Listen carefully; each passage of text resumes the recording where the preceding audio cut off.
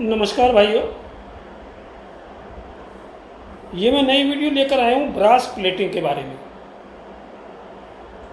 Brass plating किस प्रकार करनी है, क्या केमिकल यूज होते हैं, कितना करंट होता है, वो सारा मैं इस वीडियो में आपको बताऊंगा। भाइयों, ब्रास प्लेटिंग एक ही तरह की होती है, एक ही तरह का साल्ट आता है अभी वर्ल्ड में, और उसमें साइनाइड भी थोड़ा बहुत डलता है। तो ब्रास प्लेटिंग का बना बनाया साल्ट आता है, प्रोप्राइटरी केमिकल्स होता है, इसकी फार्मूलेशन का ज़्यादा जानकारी लोगों को होती नहीं है, और अगर फार्मूलेशन पता हो भी तब भी इसको बनाने में प्रॉब्लम है क्योंकि कलर चेंज कर जाता है। ठीक है, तो प्रोप्राइटरी केमिकल्स किसी भी अच्छी कंपनी का, जो भी आपके एरिया में कंपनी अवेलेबल हो, सर्विस देती हो, वहाँ से केमिकल आप ले सकते हैं। तो ये आप नोट कर सकते हैं कहीं भी, मैं इसकी पूरी डिटेल आपको बताऊंगा। बहुत ज़्यादा क्रिटिकल नहीं है, बहुत आसान प्लेटिंग होती है। ब्रास प्लेटिंग में 1 लीटर पानी में 150 ग्राम साल्ट डलता है। 1 लीटर पानी में 150 ग्राम साल्ट, मतलब किसी आदमी को अगर 100 लीटर पानी बनाना है तो उसके अंदर 15 किलो साल्ट डलेगा। और इसमें एक केमिकल डलता है अमोनियम क्लोराइड, वो 4 ग्राम पर लीटर डलता है। 1 लीटर पानी में 4 ग्राम। तो उस हिसाब से आप अपना जितना भी पानी बनाना है उसमें कैलकुलेशन करके, जैसे 2 लीटर है 8 ग्राम, 3 लीटर है 12 ग्राम, ठीक है, तो उस तरह से आप पूरी कैलकुलेशन करके आप अमोनियम क्लोराइड डाल दें, साल्ट डाल दें। ये पानी approximate 50 degree centigrade, 50 degree centigrade पे गर्म होकर चलेगा। ये सारी बातें आप नोट कर लें। आप इस तरह से आप करेंगे तो आपको तुरंत रिजल्ट मिलेगा, अच्छा रिजल्ट मिलेगा। इसके अलावा इसके अंदर अगर आपको बहुत छोटा वर्क करना है तो स्टील के प्लेट लगा के कर लेते हैं, जैसा कि मैं अपनी हर वीडियो में बताता हूँ। अगर ट्रायल करना है तो, अगर आपको प्रोडक्शन करना है तो ब्रास की मोटी सीटें आती हैं, वो आप ले सकते हैं। 0.5 mm की मिल जाए, 1 mm की मिल जाए, 2 mm की मिल जाए, जितनी भी मोटी सीट मिल जाए। और सीट एनोड में हमेशा बताता हूँ 4 इंच चौड़ा, और लंबाई टैंक के हिसाब से। सपोज आपने किसी बाल्टी में केमिकल बनाया, बाल्टी की लंबाई 18 इंच है, तो आप जो है 16 इंच की प्लेट ले सकते हैं। मतलब 2-3 इंच थोड़ा नीचे से कम होना चाहिए। जैसे हम अगर एनोड लटका रहे हैं तो वो बाल्टी के पहने तक, तली तक ना जाए, नीचे तक ना जाए, नीचे से 4-5 इंच ऊपर रहनी चाहिए। उस हिसाब से उसकी लंबाई डिसाइड कर सकते हैं। चौड़ाई 4 इंच हो, 5 इंच भी चल सकती है, कोई दिक्कत नहीं है। 6 इंच चल सकती है, बट 8 इंच नहीं चलेगी, 7 इंच नहीं चलेगी। आप 2 प्लेट लगा सकते हैं। अगर आपका टैंक ज़्यादा लंबा है तो 2 प्लेट लगा लें, 6 लगा लें, 7 लगा लें, बट चौड़ाई उसकी 4 से 5 इंच ही होनी चाहिए। और लंबाई आप टैंक के हाइट के हिसाब से आप लेंगे, नीचे से 6 इंच छोड़ दें और ऊपर की लंबाई का एनोड ले लें। तो ये ब्रास की सीट अगर लेंगे तो भी स्टैंडर्ड यही है, और अगर आप स्टील की सीट लेंगे तो भी स्टैंडर्ड यही है। तो ये हो गया। अब इसमें हम बात करते हैं करंट की। रेक्टिफायर, रेक्टिफायर इसमें बहुत ज़्यादा एम्पियर का नहीं चाहिए होता है। इसमें अगर 100 लीटर पानी है तो समझो 100 एम्पियर का रेक्टिफायर भी काम कर जाएगा। तो आप आराम से इसमें ले सकते हैं। 50 एम्पियर का रेक्टिफायर भी काम कर जाएगा 100 लीटर पानी में। इसमें करंट कम चलता है। और जब स्टार्ट आप करेंगे तो आप एक पीस लगाएं और 1 से 1.5 वोल्ट पे आप करके देखें तो आपको पता लग जाएगा कलर हमारा कैसा आ रहा है। आप सेट कर लें।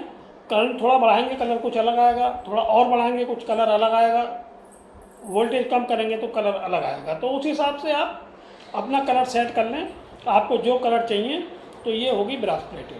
अब ब्रास प्लेटिंग का भी डिपेंड करता है करनी किसके ऊपर है। कुछ लोग निकल प्लेटिंग करने के बाद निकल प्लेटिंग के पीस के ऊपर ही ब्रास प्लेटिंग करते हैं, तो वो चमकदार होती है, तो वो ऐसा जैसे चमक ब्रास हो जाता है। तो निकल प्लेटिंग करने के बाद में आप पीस को पानी में धुलाई करके लाएं, और इस वाले ब्रास टैंक में जो मैंने अभी आपको ब्रास में बताया, तो उस ब्रास में आप डाल दें, तो वो ब्रास प्लेटिंग आ जाएगी। आपका एक तरह से कई बार गोल्ड जैसा कलर भी आता है उसका। लेकिन ब्रास प्लेटिंग करने के बाद में काम बाद में करना पड़ता है, इसमें एंटी टार्निश करना पड़ता है। मतलब ब्रास प्लेटिंग करने के बाद में ये पीस बहुत जल्दी से कलर चेंज करता है अगर आप इसमें एंटी टार्निश, या उसको हम कहते हैं कई बार कि पैसिवेशन अगर नहीं करेंगे तो। तो ये बहुत कंपनियों के अलग अलग वो भी प्रोप्राइटरी केमिकल्स होता है।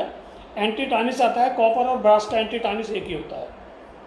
तो आप एंटी टार्निश लेके वो 10 से 15 ml पर लीटर डलता है, या अलग अलग कंपनी जो बनाती हैं उनका अलग अलग कंपोजिशन होता है, उसके हिसाब से जिस कंपनी का आप लेंगे तो वो कंपनी आपको बताएगी। आप मुझसे भी पूछ सकते हैं कि भाई इस हमारे पास ये केमिकल है, उसमें हम कितनी कंसनट्रेशन लें, और वो ठंडा ही रहेगा। जो हम पैसिवेशन बनाएंगे वो केवल एक बाल्टी में बना के रख लेना है, और पीस को ब्रास से निकाल के अच्छी तरह सादा पानी में धुलाई करके उसमें डिप कर देना है। डिप करके निकाल के उसको सुखा देना है, तो आपका पीस कलर चेंज नहीं करेगा।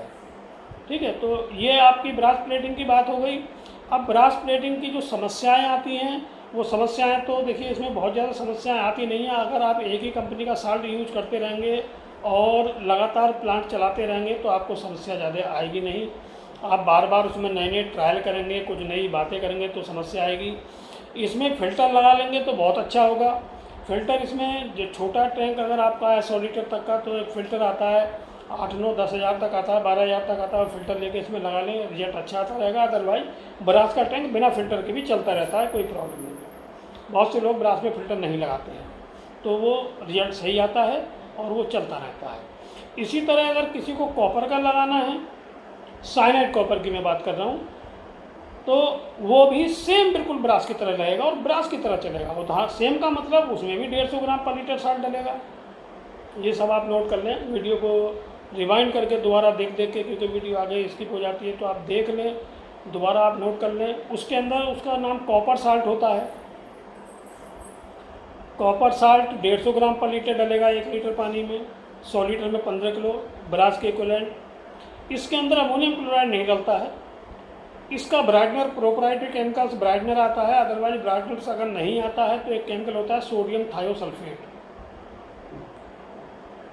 तो सोडियम थायोसल्फेट को लेकर के उसको 4 ग्राम पर लीटर उसमें डाल दीजिए आप, तो वो ब्राइटनर का काम करता है। इसमें भी कुछ और नहीं डलता, इसमें यही 2 चीज़ डलती हैं। अच्छी कंपनी का आप साल्ट लें, केमिकल लें, जिस तरह ब्रास का मैंने बताया था, और आपकी कॉपर प्लेटिंग चालू हो जाएगी। कॉपर प्लेटिंग में जैसे ब्रास प्लेटिंग में ब्रास की प्लेट लगती है, सीट लगती है। कॉपर प्लेटिंग में कॉपर की सीट लगती है। कॉपर का ढलाई का एनोड या पट्टे भी मिल जाते हैं, वो आप लगा लें, प्लेटिंग आपकी कॉपर प्लेटिंग चालू हो जाएगी। कॉपर प्लेटिंग में भी फ़िल्टर लगाना चाहें लगा लें, अदरवाइज ना लगाएं तब भी वो चलती रहती है। ये प्लेटिंग भी ऐसी है कि कुछ लोग निकल प्लेटिंग करने के बाद में कॉपर प्लेटिंग करते हैं। तो जब कॉपर प्लेटिंग आप करेंगे तो ब्राइट कॉपर दिखाई देगा, और उसके ऊपर एंटी टार्निश कर दे तो कलर रुक जाता है कुछ समय के लिए। परमानेंट नहीं है ये 3 महीने 2 महीने के लिए रुक सकता है, लेकिन ऐसा नहीं है कि आप चाहे साल 2 साल तक कलर रुक जाएगा। उसके लिए आपको लेकर करना पड़ेगा इसके ऊपर स्ट्रॉन्ग लेकर, जिससे इसमें स्टेबिलिटी मिलती है। ठीक है, तो ये कॉपर प्लेटिंग का भी हो गया। कॉपर प्लेटिंग में वोल्टेज की बात करें तो ब्रास के बराबर होता है। ब्रास से थोड़ा सा 10% ज़्यादा वोल्टेज इसमें चलता है। जैसे अगर ब्रास में वोल्टेज चल रहा है 1.5 मतलब 1.5 वोल्ट, तो इसमें वो वोल्टेज 2 से 2.5 तक चलेगा। तो ये आप करके देखें। इसमें अगर किसी को भी कॉपर और साइनाइड कॉपर और साइनाइड ब्रास मैंने बताया है, आप ध्यान रखें। एसिड कॉपर अलग होता है, ब्रास एसिड होता नहीं है। ब्रास की एक तरह की प्लेटिंग होती है। एसिड कॉपर का मैंने अलग वीडियो बनाया हुआ है, वो आप उसे देखें, चलाएं। अगर आपको नहीं मिलता है तो आप मुझे मैसेज करें, वो वीडियो मैं आपको स्पेशली भेज दूंगा, आप उसको देख सकते हैं। धन्यवाद।